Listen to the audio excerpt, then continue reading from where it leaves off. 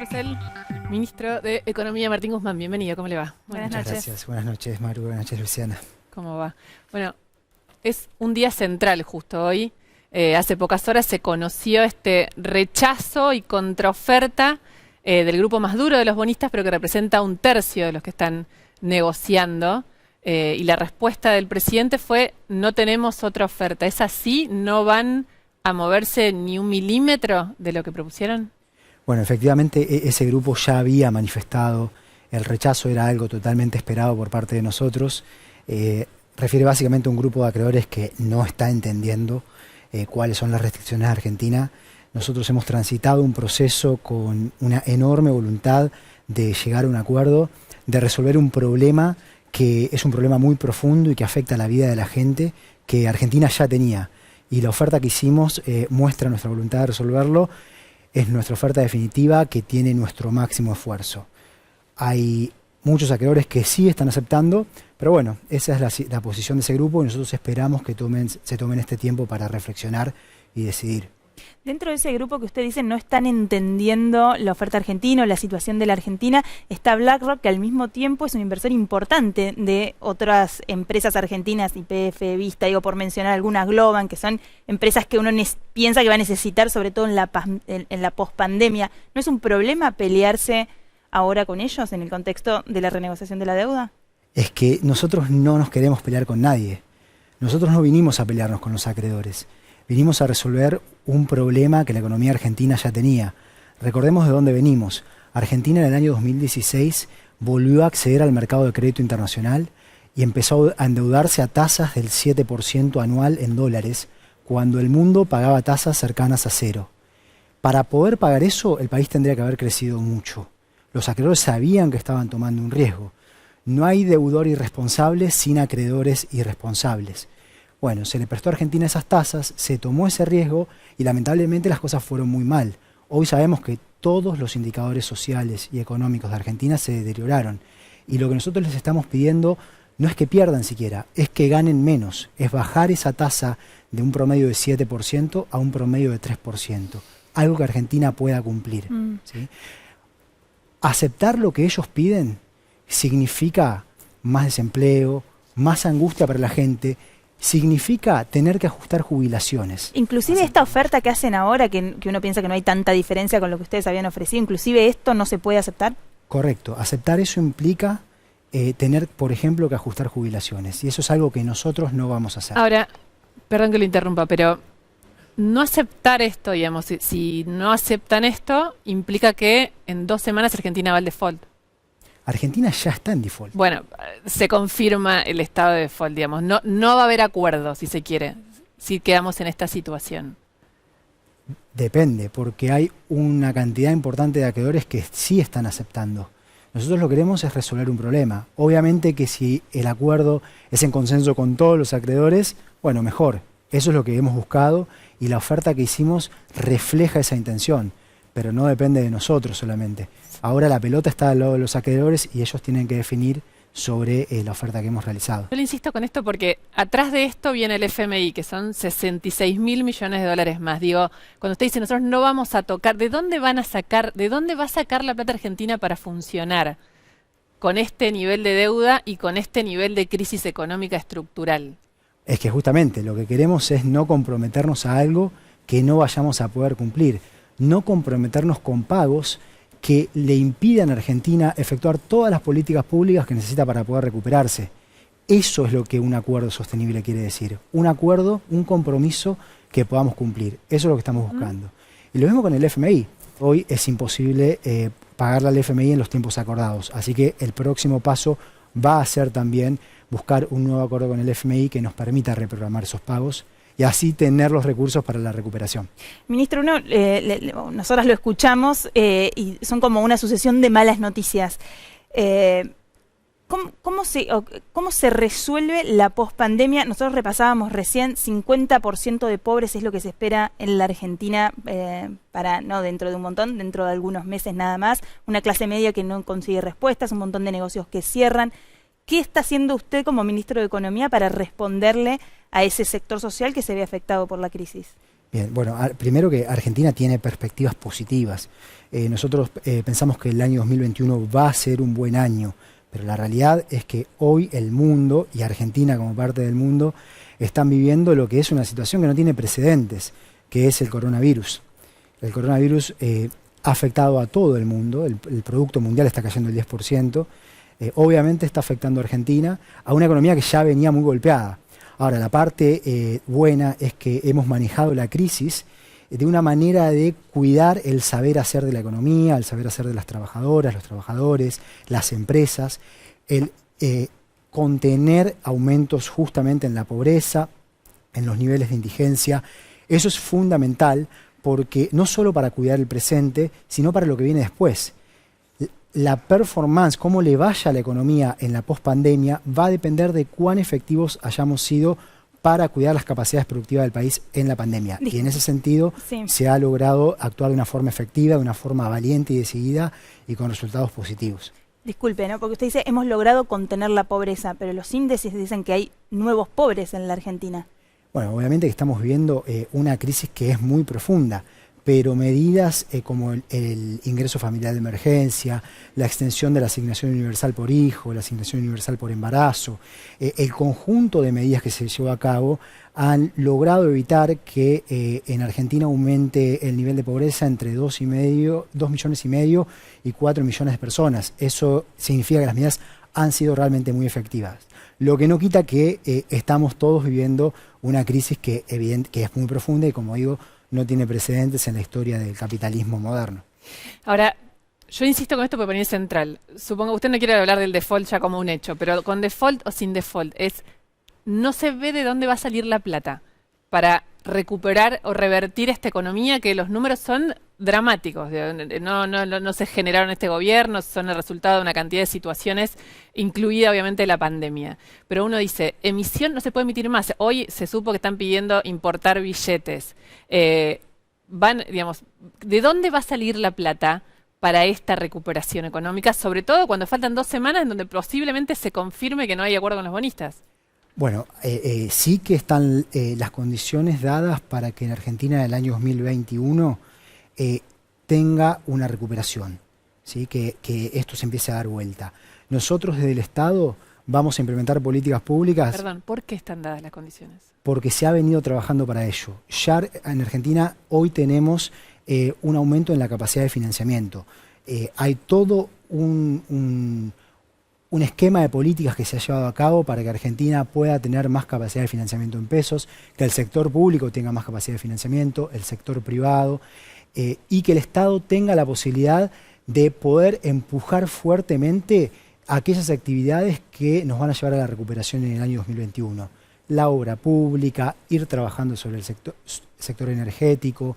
El Estado va a jugar un rol central en la recuperación en el año 2021, empujando el mercado interno en un contexto en el cual va a haber mucha capacidad productiva en la economía que va a estar ahí lista para ser utilizada.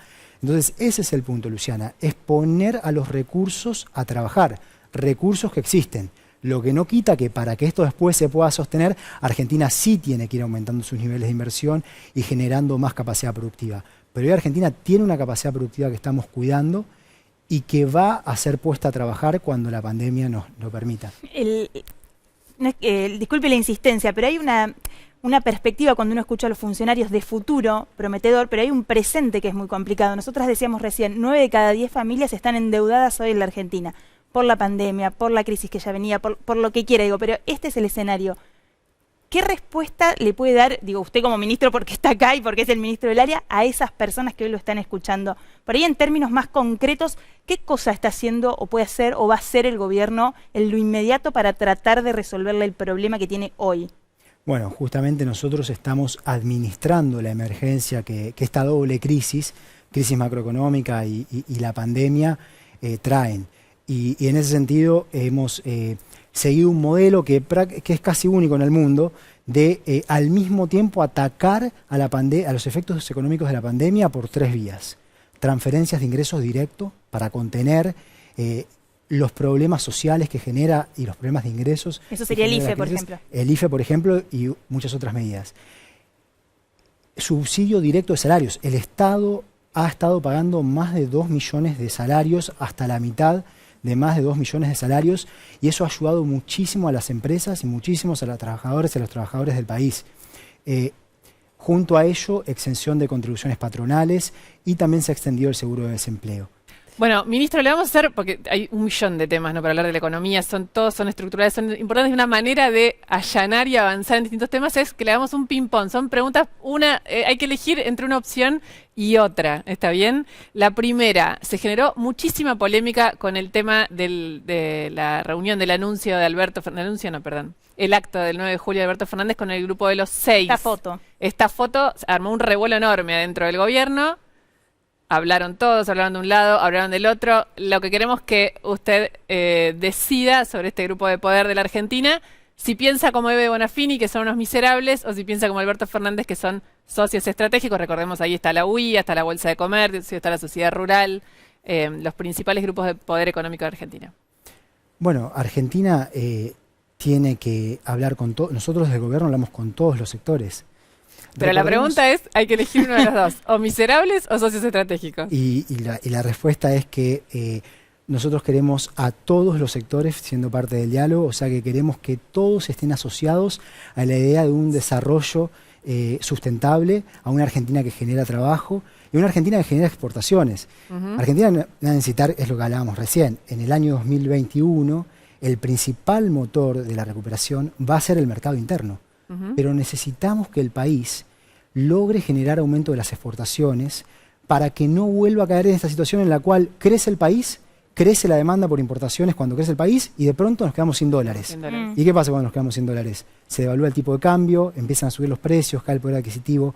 Eso hay que romperlo. Así que todos los sectores tienen que estar en la mesa y allí tenemos sectores que son importantes también en la generación de dólares. Socios estratégicos. Exactamente. Y como siempre nos faltan dólares en la Argentina, la segunda es, ¿se viene un blanqueo, otro blanqueo en la Argentina?